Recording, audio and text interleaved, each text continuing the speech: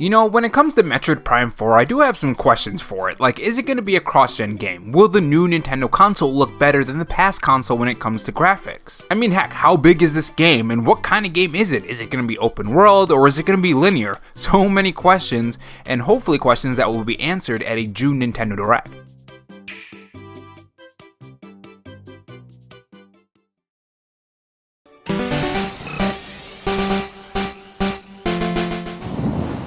Hey guys, it's Rob here, and welcome back to the Robo-Chancho, where we take the gaming news format that channels like Spawnwave or Arlo do, add a dash of animation and some cool editing on top to bring you your gaming news, leaks, and rumors in a fresh new way. If you're new here and want to be kept up on everything gaming, make sure you subscribe to the channel and leave a like if you enjoy the video and dislike if not, and have that notification bell on so you know when I upload.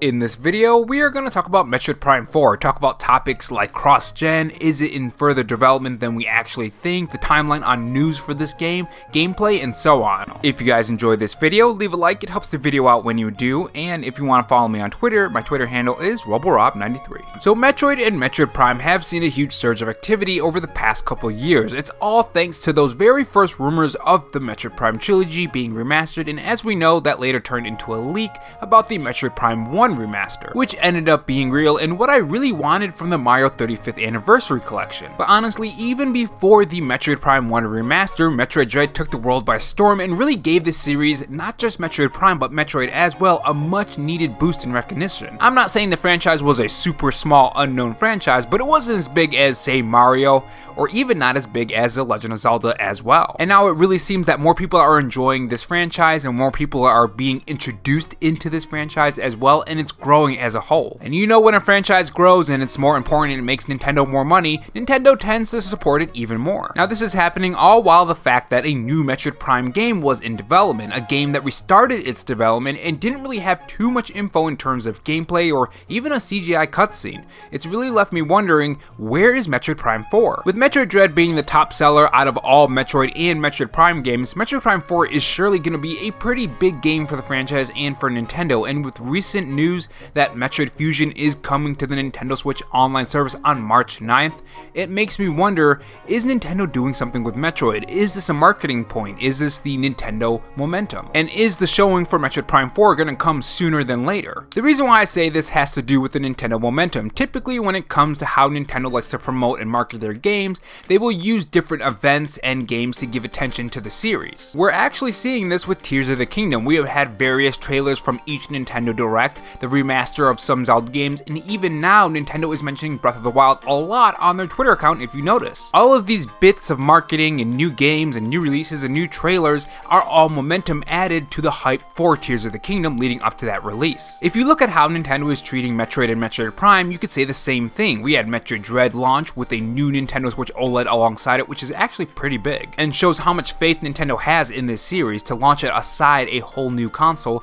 in the Nintendo Switch line. And it worked out pretty well. A lot of people bought a Nintendo Switch OLED alongside Metroid Dread, and people loved Metroid Dread, and it sold very, very well. For the series, I'm saying, not compared to anything like Super Mario Odyssey or The Legend of Zelda Breath of the Wild and all that kind of stuff. You guys know what I mean. It's very clear that Nintendo wants to put more emphasis on Metroid and Metroid Prime to increase that install base for Metroid Prime 4. So what will Nintendo do next? Well, we got the Metroid Prime Remaster, another wave of momentum that increased excitement among fans and brought in new fans as well. Now that's not where this stops. It seems Nintendo wants to keep pushing this brand of Metroid and Metroid Prime with the recent news of Metroid Fusion hitting the Nintendo Switch online service at March 9th. Or on March 9th, I mean. All of these Metroid and Metroid Prime news games makes me think that we might be seeing Metroid Prime 4 in the coming months. Now, while I've said that I think there's going to be a Nintendo Direct in June, it could be later than that because Nintendo just released Tears of the Kingdom and they don't want to interrupt the marketing and the hype and the sales for that too much. We also know that Nintendo isn't above not doing a June Nintendo Direct and doing it later on,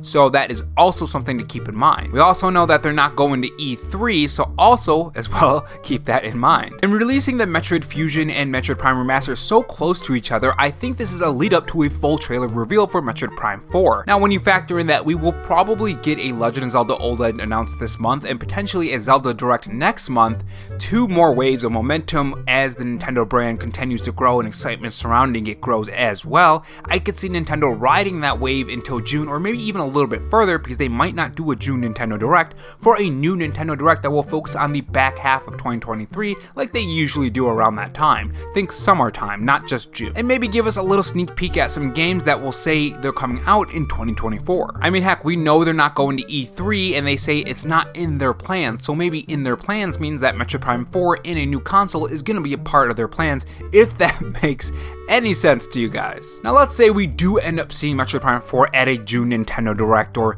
even the next month after that, or the month after that, like sometime in summer. There is a little idea in the back of my head that Nintendo is going to skip over the summer and then do everything all at once in September for a September Nintendo Direct, but it's just a small idea that I have in my head that I'm still forming. I still need to see what Nintendo's marketing looks like going forward, but just know that that is a small possibility right now because Nintendo isn't going to E3. But anyways, let's go to Fairyland and just dream up a world where they do show Metroid Prime 4 at a June Nintendo Direct. Should we expect a release date or a release window, or any kind of specific date range? You know, before Pikmin 4 came out with its release date and release window from the 2 Nintendo Directs, I would have said no, that's completely impossible, but now I'm not entirely sure. I have a feeling that we could get a release window for Metroid Prime 4. Now that doesn't mean that it couldn't get delayed later on. That's 100% a possibility, even if they do give us a release window, because we know that did happen with Breath of the Wild and other games. It's entirely possible. But because of Pikmin 4, I have a feeling,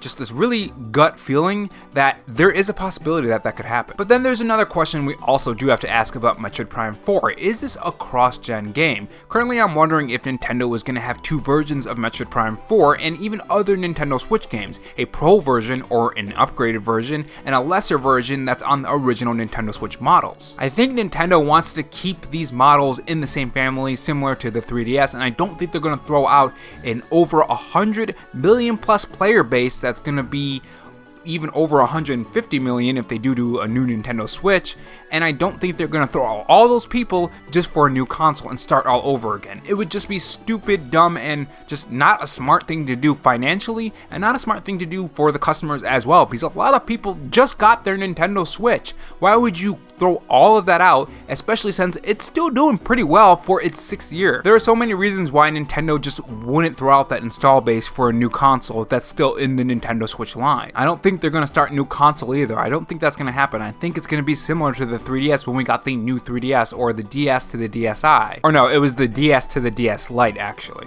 Never mind. Now, when you factor in all the rumors that are swirling around recently, actually, I guess you would consider a Nintendo Switch leak, because the leak was from the Pokemon Direct and 100% right. And he clarified that it wasn't a Nintendo Switch OLED, it was a Nintendo Switch next-gen hardware. So when you factor in that Nintendo Switch leak was right, this part could also be right as well. And the fact that we're getting an upgrade model for Pokemon Scarlet and Violet, I'm wondering if it's going to be better on this new Switch, and maybe we'll get some new models on the lower versions, but not as good as the Pro version, so to speak. And could that same thing happen to Metroid Prime 4? I think that's something to ask, because if Nintendo is going to do backwards compatibility, even if it's not what we're thinking on the next Nintendo console, and it doesn't come to light that, hey, we're getting a new console just like that leak said, I still think Nintendo is going to support the Nintendo Switch and have backwards compatibility for at least another couple years, maybe even more. And when we do finally get that next Nintendo Switch console, or next console, because it's going to happen eventually, and if they do end up still supporting the Switch, you have to ask the question, are these games going to run different on different hardware, similar to the Xbox Series X and PS5? I don't know, guys. I just want to talk about that and just see what you guys think about this. When do you think Metroid Prime 4 is going to happen? Do you think it's going to be revealed at a June Nintendo Direct?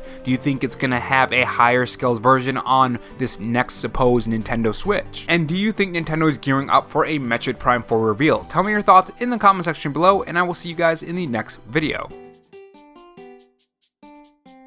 And if not, on your way out, make sure you subscribe for more videos and also have that notification bell on. And if you want to support the channel in any other way, there is my Patreon and Twitter account in the pinned comment if you're interested in those. Oh, and also have this donut if you're still sticking around for me rambling. Thanks for watching, guys, and remember, stay safe, stay charged, and have a good one.